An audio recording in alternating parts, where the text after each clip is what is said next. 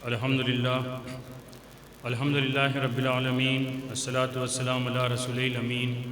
وعلی آلہ وصحبہ اجمعین اما بعد قال اللہ تبارک و تعالی فی القرآن المجید واعوذ باللہ من الشیطان الرجیم بسم اللہ الرحمن الرحیم الف لام میم ذالک الکتاب لا ریب فیہ هدی للمتقین الذین یؤمنون بالغیب ویقیمون الصلاة ومما رزقناہم ینفقون صدق اللہ العظیم۔ قابل احترام حضرت مولانا مقصود عمران رشادی صاحب، امام و خطیب سٹی جامع مسجد شہر بنگلور، برادران عزیز شکیب ملا صاحب، صدر S I O Karnataka zone, برادران عزیز ممتاز منصوری صاحب، امیر مقامی Jamaat Islami Hind be team unit اور صدر S I O Bangalore city,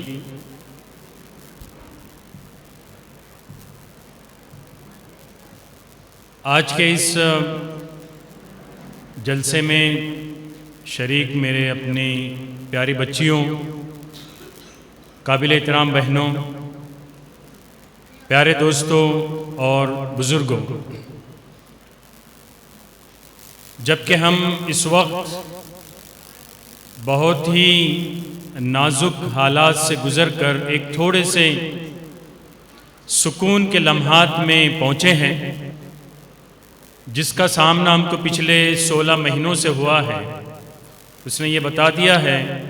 کہ اس دنیا میں انسان کی یہ زندگی کی کیا وقت ہے اور اس کو کہاں جانا ہے اور اس کے اختیار میں کیا ہے۔ تو معلوم ہوا کہ اس دنیا میں ہماری منزل نہیں ہے۔ اگر منزل ہماری رہتی تو ہم لوگوں کو اس طرح سے جاتے ہوئے نہیں دیکھتے تھے۔ منزل تو ہماری کہیں اور ہے، اور اس منزل کی تیاری کے لیے ہم کو اس زندگی کے راہ سے گزرنا ہے۔ اس منزل کو کامیابی کے ساتھ حاصل کرنے کے لیے ہمارے رب نے، ہمارے خالق نے ہم پر بڑا احسان کیا۔ حضرت انسان کو جب سے دنیا میں بھیجا، اپنی ہدایت اور رہنمائی کے ساتھ بھیجا۔ آدم علیہ السلام آئے تو آپ پہلے انسان، اسی کے ساتھ ساتھ اس دنیا میں جب آئے تو اللہ کے نبی بن کر آئے۔ اللہ نے اپنے ہدایت کے ساتھ بھیجا، اور یہ سلسلہ اللہ کی جانب سے انسانوں پر اس کی رحمت کا چلتا رہا۔ آخر میں رحمت للعالمین ہمارے پیارے رسول حضرت محمد صلی اللہ علیہ وسلم کی بعثت ہوئی، اور آپ صلی اللہ علیہ وسلم کے ذریعے سے اللہ کا یہ ہدایت نامہ، اللہ کا دین، دین اسلام مکمل ہوا، اور اس دین کے جو احکامات ہے، اللہ کی جو رضا ہے، اس کو اللہ تعالیٰ نے پیارے رسول صلی اللہ علیہ وسلم پر اپنی کتاب کو نازل کر کے رہتی دنیا تک، قیامت تک جتنے انسان آئیں گے ان کے سامنے یہ بات رکھ دی ہے کہ یہ وہ کتاب ہے جس کے ذریعے سے تم اپنی منزل مقصود تک پہنچوں گے، اور اس کتاب پر عمل کرنے کا جو طریقہ ہے وہ ہے اللہ کے پیارے رسول حضرت محمد مصطفیٰ صلی اللہ علیہ وسلم کی سنت، آپ صلی اللہ علیہ وسلم کی سیرت۔ یہ وہ دو چیزیں ہیں جو ہم کو اپنے منزل مقصود کی طرف بڑی کامیابی کے ساتھ وہاں پر پہنچا سکتی ہیں۔ لیکن اس میں جو ایک اہم بات ہے جس پر آج مجھے، آپ کو، اور خصوصاً میرے نوجوان دوستوں کو، جن کا کہ ابھی اپنا تعلیمی سفر کا آغاز ہوا ہے، جنہوں نے ایک SLC کا ایگزام پاس کیا، جنہوں نے PUC کا ایگزام پاس کیا، وہ قابل مبارکباد ہے کہ ان کو اللہ تعالیٰ نے بڑی اچھی کامیابی عطا کی ہے۔ لیکن جیسے کہ بات آ رہی ہے، ہماری کامیابی، ہماری منزل یہاں نہیں رک جاتی ہے، ہم کو آگے اور جانا ہے۔ اور اس منزل کی طرف، ہماری آخری منزل کا جو راستہ ہے وہ راستہ جاتا ہے علم کے ذریعے سے، اور وہ علم جو اللہ کے ہدایت نامے کی روشنی میں ہم اس کو حاصل کرتے ہوئے آگے بڑھتے ہیں، تب جا کے وہ علم ہم کو اپنی آخری منزل مقصود، فائنل ڈیسٹینیشن، وہاں پر ہم کو پہنچائے گا۔ اور وہ فائنل ڈیسٹینیشن کیا ہے؟ کہ اللہ کی وہ نعمت جس کو اللہ نے انسانوں کے لیے بڑے ہی اپنے رحمت سے اللہ تعالیٰ نے اس کو سجایا ہے، اور وہ ہے جنت، جس میں اللہ تعالیٰ اعلان کرے گا کہ یہ بندے، ان سے میں راضی ہو گیا، اب یہ جنت میں چلے جائیں جس دروازے سے جائیں۔ اللہ کی رضا حاصل ہو کر ہم اپنی آخری مقام کو، اپنی قیام گاہ کو پہنچے، یہ ہماری منزل مقصود ہے، یہ ہماری منزل ہے۔ اور اس منزل کا راستہ جاتا ہے علم سے، وہ علم جو اللہ کے ہدایت نامے یعنی قرآن کریم کی احکامات اور اس کی تعلیمات کی روشنی میں ہم حاصل کرتے ہوئے آگے بڑھتے ہیں۔ تو کیا اس کا مطلب یہ ہوا کہ ہماری SLC PUC ڈگری، یہ کوئی تعلیمات ہم کو حاصل نہیں کرنا ہے؟ ایسا بالکل نہیں، بلکہ یہ سارے سبجیکٹ جو ہم پڑھتے ہیں، یہ جو سارے ڈگری کے لیے ہم جو کورسز پڑھتے ہیں، ان تمام کو پڑھتے ہوئے، اس میں اپنے آپ کو ایکسل کرتے ہوئے، اللہ تعالیٰ نے جس کو جو صلاحیت دیا ہے، اس صلاحیت کے میدان میں اپنے آپ کو آگے بڑھاتے ہوئے اللہ کی ہم کو زندگی گزارنے کے لیے جو رہنمائی ہے، اس کو ہم سمجھنے والے بنے، اس کو سمجھانے والے بنے۔ یہ اصل بنیادی بات ہے علم کی۔ ہم یہ دیکھتے ہیں کہ اس کتاب مبین، کتاب ہدایت، قرآن کریم، اس کو جب ہمارے اسلاف نے اپنی زندگیوں کے سامنے رکھا، اور اس کو رکھ کر اس کے ریفرنس کے ساتھ جب انہوں نے علم پر کام کیا، تو آج تک کی دنیا، بلکہ رہتے تک کی دنیا، ان کے ریفرنس کے کاموں پر اپنی ایجادات، اپنے انوینشن کو وہ کرتی رہے گی، چاہے کوئی فیلڈ ہو۔ ابھی بھی آپ میتھمیٹکس کی جو سبجیکٹ پڑھتے ہیں، اس کو آپ ایک الجبرا کہتے ہیں، ایک جیومیٹری کہتے ہیں۔ یہ الجبرا، یہ عربی کے ورڈ سے نکلا ہوا ہے۔ آپ کیمسٹری کہتے ہیں، یہ کیمیا، یہ عربی کے وہاں سے نکلا ہے۔ اسپیس کی جو اس وقت لوگ اس میں کھوج کر رہے ہیں، اس کی بنیاد ہمارے اسلاف نے دی۔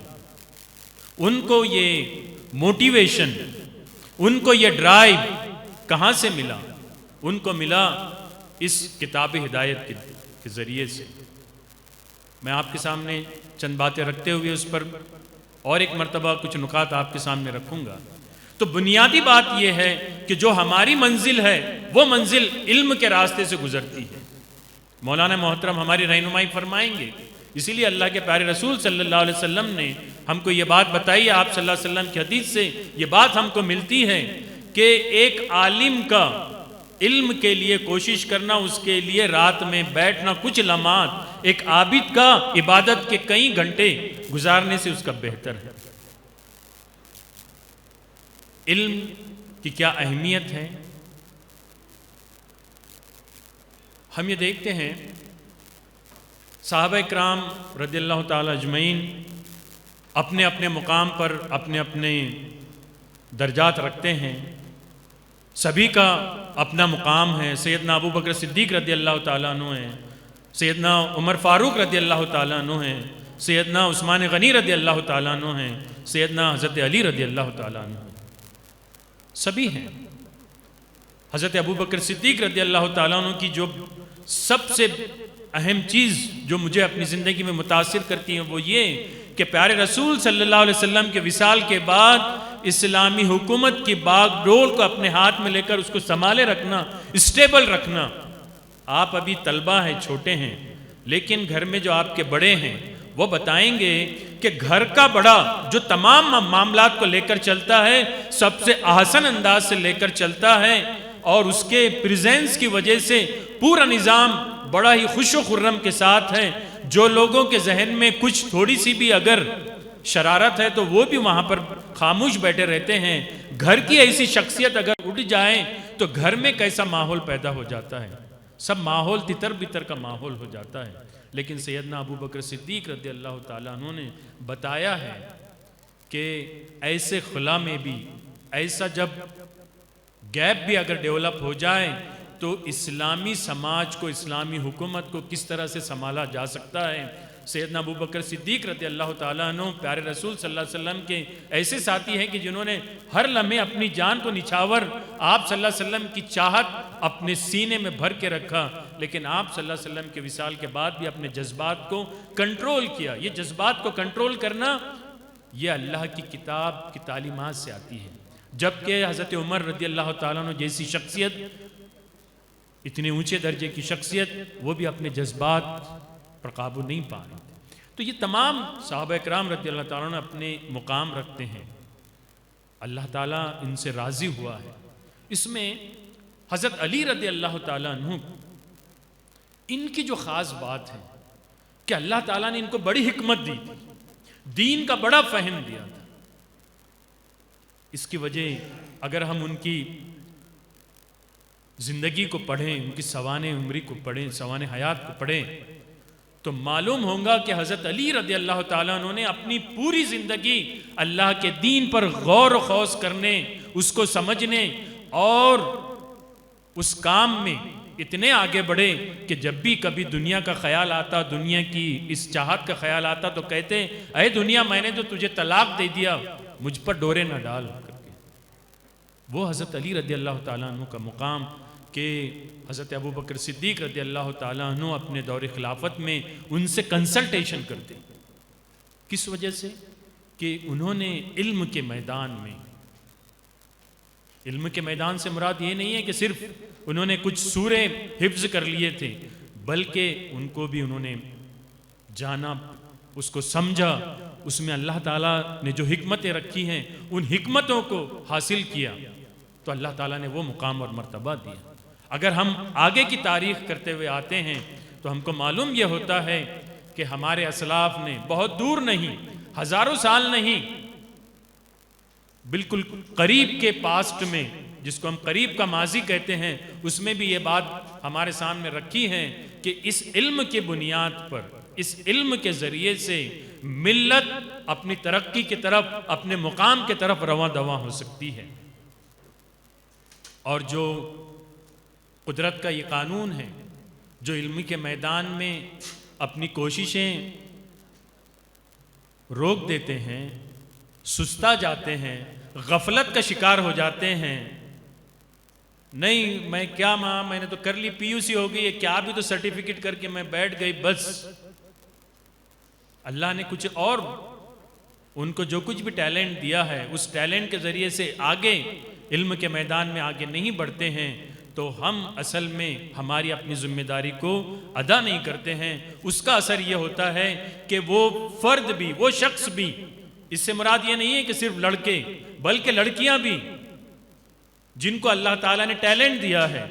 وہ لڑکیاں بھی اگر اپنے تعلیم کے میدان میں ان کو اللہ نے جو ٹیلنٹ دیا ہے اس میں کہیں رک جاتی ہیں، لڑکے بھی رک جاتے ہیں، بحیثیت مجموعی ہم سب کے سب اگر رک جاتے ہیں تو پھر ہمارا ڈاؤن فال شروع ہو جاتا ہے، ہمارا تنزل شروع ہو جاتا ہے. اور وہی کیفیت آج ہماری ہم کو نظر آتی ہے کہ مسلمانوں کے،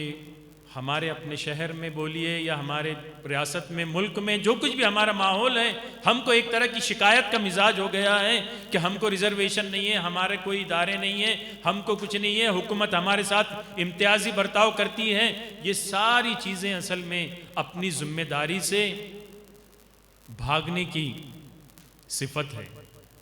ہماری ذمہ داری تو یہ ہے کہ اس میدان میں چاہے ہم کو کوئی کتنا ہی روکنے کی کوشش کرے، ہم کو اللہ تعالیٰ نے جو کچھ بھی وسائل، یہاں پر جو کچھ بھی سہولیات اپنے ادارے قائم کرنے کے دیے ہیں، ان اداروں کے ذریعے سے ہم سب کے سب اس میدان میں اپنے اس مقام کو حاصل کریں جو ہمارے اسلاف نے حاصل کیا. اس کے بعد بھی ہمارے قریب میں، ماضی قریب میں ہمارے سامنے مثالیں آئی ہیں، اب ہم پر یہ ذمہ داری ہوتی ہے کہ ہم اس کو آگے بڑھائیں۔ چونکہ بہت کم وقت ہے، میں صرف دو نکات آپ کے سامنے تفصیل میں جائے بغیر رکھ دیتا ہوں۔ علامہ اقبال نے مسلم نوجوانوں کو شاہین کر کے کال کیا، خطاب کیا ہے۔ فلکون، ہم نے دیکھے ہیں وہ پرندے کو، کبھی دیکھے ہیں کیسا ہوتا ہے وہ؟ اس کی اڑان کو، وہ اڑان اس کی کیسی ہوتی ہے، وہ کیسا دیکھتا ہے، کیسی اپنی زندگی گزارتا ہے، اپنے بچوں کو کیسے برنگ اپ کرتا ہے، اس کے بہت سارے اچھے ویڈیو ہیں، آپ دیکھیے۔ اور کبھی اپنے ٹارگٹ کو وہ مس نہیں کرتا ہے۔ اگر ٹارگٹ اس کا جاتا بھی ہے ادھر سے ادھر، تو وہ ٹارگٹ کو ایسا فالو کرتا ہے کہ کہیں نہ کہیں جا کے اس کو وہ دبوچ لیتا ہے۔ اور اس کی اسی حرکت کو دیکھتے ہوئے ایرو اسپیس کے سائنٹسٹ نے آج کل کے جو لیٹسٹ ایئر کرافٹ ہیں، ان ایئر کرافٹ کو ڈیولپ کیے ہیں کہ وہ ایئر کرافٹ جاتے ہیں، اس کو فالو کرتے اپنے ٹارگٹ کو اور ہٹ کرتے ہیں۔ جو علامہ اقبال نے نوجوانوں کو شاہین کر کے جو آواز دی ہے، بتایا کہ تو شاہین ہے، ہم کو اس مقام پر اٹھنے کی کوشش کرنا چاہیے۔ دوسری بات، ہماری بچیوں کو اپنے حوصلے بلند رکھنا چاہیے۔ بچیوں کے ماؤں کو اپنے بچیوں کے لیے ڈاکٹر انجینئر کے خواب دیکھنے کے بجائے اللہ تعالیٰ نے ان کے اندر جو صلاحیت رکھی ہے، جو ٹیلنٹ رکھا ہے، ان کو آگے سے آگے بڑھانے کی اس کتاب مبین، کتاب ہدایت کی تعلیمات کے روشنی میں آگے بڑھانا چاہیے، تاکہ وہ بھی تاریخ میں اپنا نام بنا سکے۔ ایسے ہی تاریخ میں دو بہنوں کا نام ہے، آپ گوگل کیجئے اور اس میں فائنڈ کیجئے the oldest university of the world کر کے، دنیا کی سب سے پرانی یونیورسٹی کون سی ہے؟ ہمارے ذہن میں نام آتا ہے، کہیں کوئی کہتا ہے کیمبرج، کوئی کہتا ہے آکسفورڈ، کوئی کہتا ہے اسٹینفورڈ، کوئی اور کچھ کہتا ہے، لیکن دنیا کی سب سے پرانی یونیورسٹی جو 9ویں سینچری میں ٹیونیشیا کے ایک شہر میں بنی ہے، وہ القرنین کر کے یونیورسٹی ہے۔ آپ اس کو گوگل کیجئے، خاص طور سے ہماری بچیاں، ہماری بیٹیاں جو ہے تو اس کو گوگل کر کے دیکھیں۔ دو بہنوں نے 9ویں سینچری میں، ان کے والدین، ان کے والد جو کہ ایک بہت بڑے ٹریڈر تھے، جو وراثت میں جو ان کو پیسہ ملا، وہ پیسوں کو انہوں نے اپنی زندگی آسائش اس کے لیے نہیں لگائی، بلکہ انہوں نے ایک یونیورسٹی کا خواب دیکھا، ایک جامعہ کا، اور اس جامعہ کو انہوں نے تیار کیا۔ اس جامعہ کو جب انہوں نے تیار کیا تو اس کے اندر سب سے پہلی جو عمارت بنائی وہ مسجد، اور پھر اس کے ساتھ ان کلاس روم یا درس گاہیں جو ہوتی ہیں اس کے لیے جگہ بنائی۔ اس یونیورسٹی کی خاص بات یہ ہے کہ وہ یونیورسٹی آج تک فنکشنل ہے، اور اس یونیورسٹی میں ماسٹرز اور پی ایچ ڈی کی ڈگریاں ملتی ہے۔ اس یونیورسٹی کا شمار دنیا کی فرسٹ 1000 یونیورسٹیز میں ہوتی ہے۔ اس یونیورسٹی کے الومنی، یعنی اس کے جو پاس آؤٹ اسٹوڈنٹ ہیں، اس میں ابن عربی ہے، ابن بطوطہ ہے، ابن خلدون ہے، وہ اس یونیورسٹی کی پروڈکٹ ہے۔ تو یہ تعلیم میں جب ہم بحیثیت مجموعی اس پر ہم نے فوکس کیے، سیگریگیشن نہیں کیا، لڑکیوں کا لڑکوں کا سیگریگیشن نہیں کیا، بحیثیت امت کے تمام اس پر ہم نے کام کیے، تو ہم یہ دیکھتے ہیں کہ اس زمانے میں پوری دنیا مسلم سلطنت گورنمنٹ کی جو کیپٹل سٹی ہوتی تھی یا سینٹر آف ایکسلنس ہوتا تھا، وہاں پر آ کر تعلیم حاصل کرتے تھے۔ ہمارے ملک سے بھی لوگ گئے ہیں، یورپ سے بھی وہاں پر گئے ہیں اور انہوں نے تعلیم حاصل کیے، اور اس کی وجہ سے مسلمان اس وقت کی دنیا میں اپنے لیڈ کرتے تھے۔ اور اگر ہم اس راستے کی طرف اپنے آپ کو دوبارہ سے نہیں لا کر اس راستے سے اپنے منزل کی طرف نہیں جائیں گے، تو ہم کتنے ہی ڈگریاں حاصل کر لیں، کتنے ہی پروفیشنل کورسز ہم کر لیں، تو ہمارا وہ مقام اور مرتبہ نہیں آئے گا، اس لیے کہ ہم کو بتایا گیا کہ ہم خیر امت ہیں، اور خیر امت جو ہوتی ہے وہ سیلفش نہیں ہوتی ہے، بلکہ وہ دنیا کو لیڈ کرنے کے لیے اٹھائی جاتی ہے۔ تو آج ہم کو دنیا کی لیڈرشپ کی ذمہ داری اللہ تعالیٰ نے جو ہم پر دی ہے، اس ذمہ داری کو نبھانے کے لیے اٹھنا پڑے گا۔ اس کے لیے ہمارے بچوں نے جو اپنے ایگزامز میں، امتحانات میں نمایاں کامیابی حاصل کی ہیں، تو میں پھر ایک مرتبہ ان کو مبارکباد دیتا ہوں، اور ان کے سامنے the last line of the discussion یہی ہے کہ وہ قرآن کریم کو اپنی زندگی کا حصہ بناتے ہوئے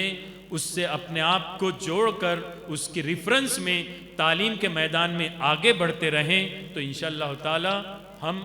دوبارہ سے اس عزت کے مقام پر دنیا میں بھی آئیں گے۔ اس لیے کہ اللہ تعالیٰ نے کہا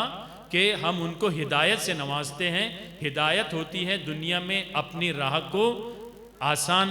حاصل کرنا، مسائل سے نکل کر کامیابی کی طرف جانا، اور فلاح ریپریزنٹ کرتا ہے ہماری اپنی ابدی زندگی میں، آخرت میں اپنے منزل مقصود یعنی اللہ کی رضا اور جنت جیسی مقام پر